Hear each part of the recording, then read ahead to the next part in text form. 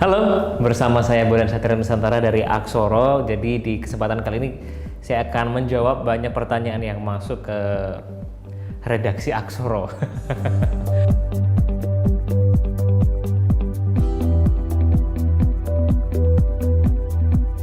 Redaksi Aksoro. Jadi salah satu pertanyaan yang masuk hari ini adalah bagaimana sih caranya kita itu biar bisa membaca buku dengan cepat ya, cepat selesai, cepat paham gitu. Karena kan kita pebisnis terus kayak kalau kita spend waktu baca buku itu kayak ya kita nggak punya waktu untuk itu gitu. Terus gimana biar kita bisa menyelesaikan buku-buku itu gitu. Nah kali ini saya akan share bagaimana biar kita bisa baca buku dengan cepat dan tetap ilmunya masuk. Oke, yang pertama adalah yang perlu disadari sekarang ini eranya information abundance atau kebanjiran atau keberlimpahan informasi itu berlimpah sekali di sini nih sekarang ini. Kalau zaman kakek kita dulu, kalau kita pengen cari bagaimana mengurus PT itu mungkin hanya orang-orang tertentu yang tahu. Tapi sekarang ini kita tinggal googling dan ada ribuan orang sharing cara membuat PT. Di YouTube juga banyak cara jualan online itu udah banyak banget gitu. Jadi sekarang ini adalah era kita bukan sekedar mencari-cari informasi, tapi menyeleksi informasi. Karena kalau kita nggak menyeleksi, otak kita akan sangat-sangat dipenuhi dengan informasi yang belum tentu berguna, termasuk buku. Jadi kalau ngomongin soal buku, itu kita harus sangat-sangat selektif. Kalau Anda bisnis, Anda wajib atau Anda hanya boleh baca bukunya Aksoro. nggak gitu juga sih. Pokoknya kita harus baca buku yang benar-benar dipilih. Nah, cara menyeleksinya gimana? Kalau saya sendiri sih, satu baca reading listnya Bill Gates, terus reading listnya Jack Ma, terus karena saya suka media, saya akan baca reading listnya Ryan Holiday. Jadi yang pertama adalah googling aja buku apa yang dibaca oleh Bill Gates, Mark Zuckerberg, Ryan Holiday, atau tokoh favorit Anda gitu, mungkin muncul di Google gitu, pasti muncul. Kalau habis itu kan ada banyak judul buku tuh. Jangan langsung beli, jangan langsung baca. Cari dulu reviewnya. Cari reviewnya bisa di mana aja, bisa di Amazon, bisa Goodreads, bisa. Terus paling enak itu adalah di YouTube. Jadi di YouTube itu biasanya kalau bukunya bagus, itu akan ada orang yang bikin summary berupa video. Jadi misalnya buku kemarin, di sini nih ada Richard Branson Finding My Virginity, itu cari aja di YouTube, ada orang yang meringkaskan isinya tuh apa gitu. Atau bukunya Ryan Holiday The Art of Media Manipulation, You Are Lying gitu ya. Itu juga ada Lying to Me. Terus ada bukunya nih Remote juga ada, The Everything Store juga ada. Banyak sekali buku-buku yang bagus buat pebisnis, itu sudah ada ringkesannya di YouTube. Nah, tonton dulu ringkesannya biar kita dapat idenya. Kalau nggak ada yang ringkesin, cari TED Talk-nya. Jadi di YouTube ini ada acara namanya TED Talk, itu kayak sesi kultum gitu kali ya, sesi khotbah singkat, maksimal hanya 20 menit. Nah, yang ngomong biasanya penulis aslinya. Jadi bayangin, penulis asli yang paling ngerti gagasan itu, dia cuma dikasih waktu 20 menit untuk menyampaikan idenya. Pasti dia akan menyampaikan ide-ide yang sangat-sangat powerful. Yang inti itu akan dia sampaikan di dalam 20 menit itu. Jadi kalau di YouTube, kalau nggak cari ringkesannya, cari sesi TED Talk-nya dulu. Jadi kita langsung tahu isinya tanpa harus ngebaca bukunya. Nah, baru kalau kita bilang, oh ini emang bagus nih, ini emang cocok sesuai kebutuhan saya, baru deh kita baca bukunya. Nah, kalau begitu kita udah mantep nih mau baca sebuah buku, gimana caranya biar cepat? Cara paling gampang adalah SQ3R, survey, question, read, review, dan recite. Jadi gini, S-nya adalah survei. Jadi kita lihat dulu, dibolak-balik. Misalnya kita mau contoh aja kali ya. Nah, kita nemu buku nih, ini sebenarnya buku biografi ya. Mungkin ada buku bisnis yang teknis, tapi ini bisa juga. Ini disurvei aja. Kita lihat bolak-balik, kita lihat daftar isinya. Oh ini kayak gini. Nanti dari sini kan kita kayaknya aku tertarik tentang ini gitu. Itu dicatat aja. Terus dilihat-lihat, oh kayaknya nih yang bagian menarik itu bagian sini, bagian situ. Terus setelah kita survei, itu kita juga baca pengantarnya. Jadi kebanyakan orang itu nggak baca pengantar buku, padahal pengantar bagian buku ini sangat-sangat wajib kalau saya pribadi untuk kebaca, karena di sini penulis menjelaskan ini buku itu tentang apa sih.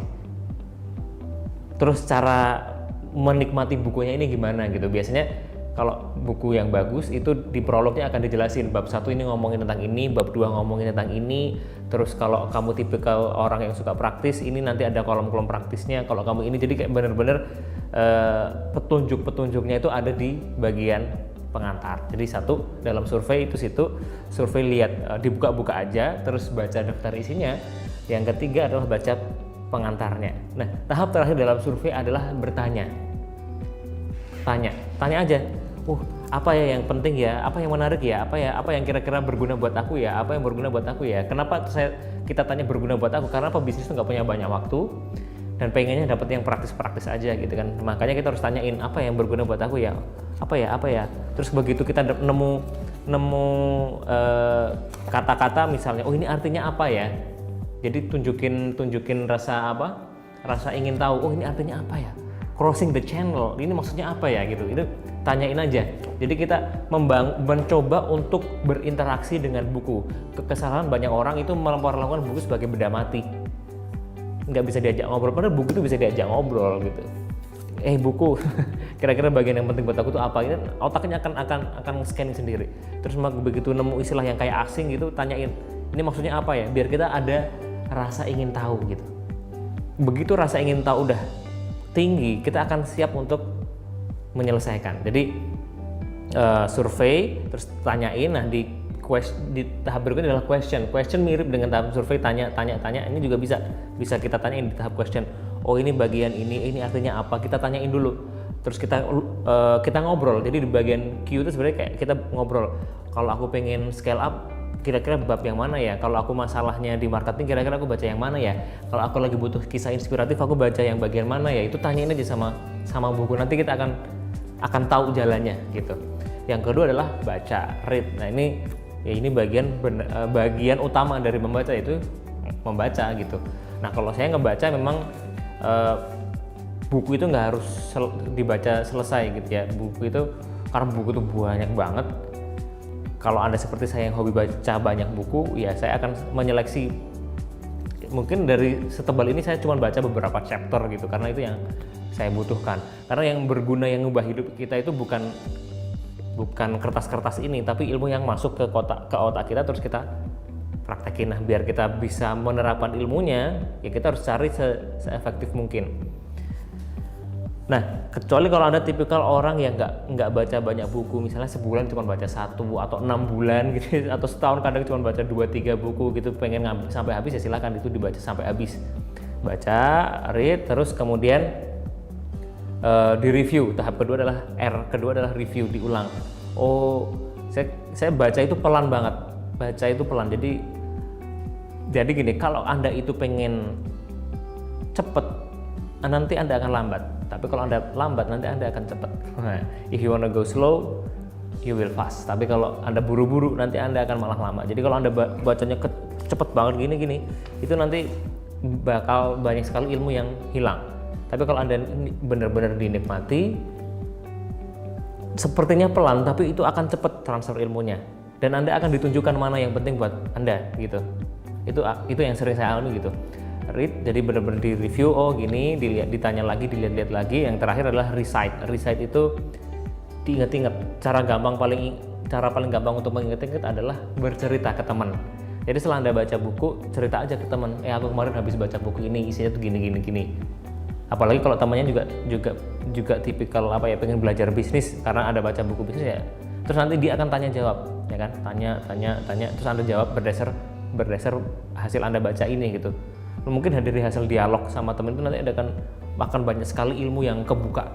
Praktekin aja deh, pasti kayak lebih selama ini kalau Anda baca buku selesai terus ditutup, bandingkan dengan baca buku terus obrolin isi bukunya, sharing ke teman, itu ilmunya lebih banyak banget.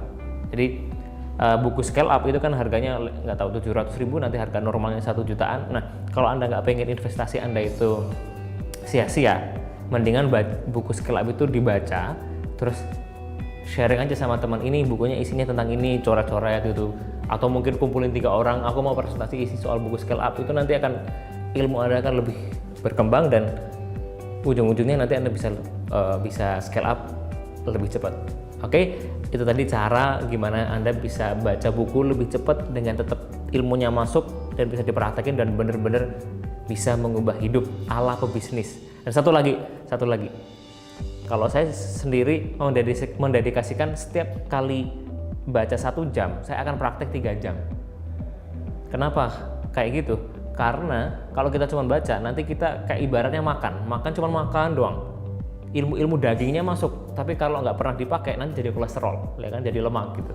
Jadi kalau Anda banyak baca buku tapi nggak pernah praktek, itu otaknya nggak sehat juga, banyak sampah pikiran. Tapi kalau Anda misalnya, oke, aku hari ini udah baca 1 jam nih, aku praktek 3 jam deh, gitu. Misalnya saya baca Richard Branson yang di sini ada bagian dia diceburin ke sungai sama bibinya. Waktu kecil itu kan serem banget. Nah, saya juga praktek itu, ngelakuin hal gila, udah gitu aja. Itu bener-bener apa ya? Buku kok bisa mengubah hidup tuh ya karena kita praktekin, bukan sekedar dibaca. Thank you. Bye.